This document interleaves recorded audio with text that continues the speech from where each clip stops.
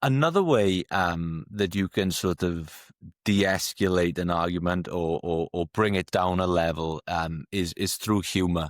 And I know you're a big fan of the Beatles. I'm a big fan of the Beatles. And when I was thinking about this, I thought back to this. I think it was a New York press conference where the Beatles had landed. They were in the airport, and there was all these American press. And it seemed like that the American press, obviously, they wanted to get a big story. It was like they were trying to antagonize and provoke each member of the band into saying something, in reaction, and they get this big headline.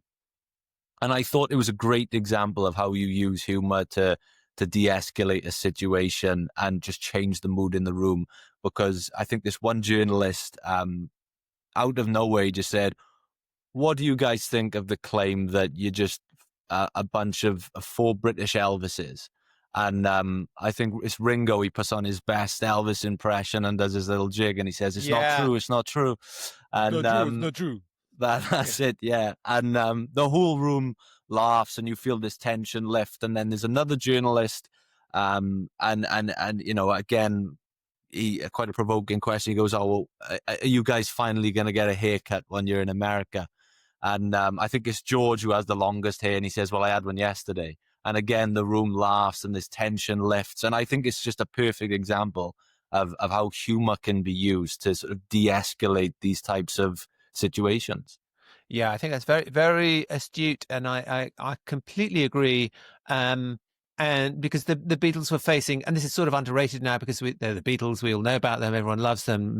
We know that America fell in love with them, but at the time, the American teenagers were in love with them. There was huge resistance, and some hostility from the American press and the American establishment, from the British establishment as well. And at every step, the Beatles completely just, now it could have turned into a fight, right? As you're kind of hinting, right? They could have like delivered some of that implicit hostility right back at them. Said, we grow our hair however we want. What's that going to do with it? Because these guys were obsessed by hair because it was connected to masculinity and so on.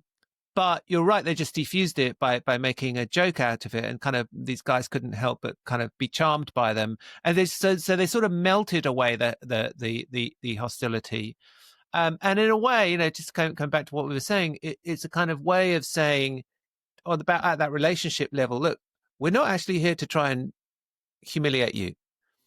We're not here to make you look stupid. We'd rather get along with you and have a laugh. Is that okay? And it was okay.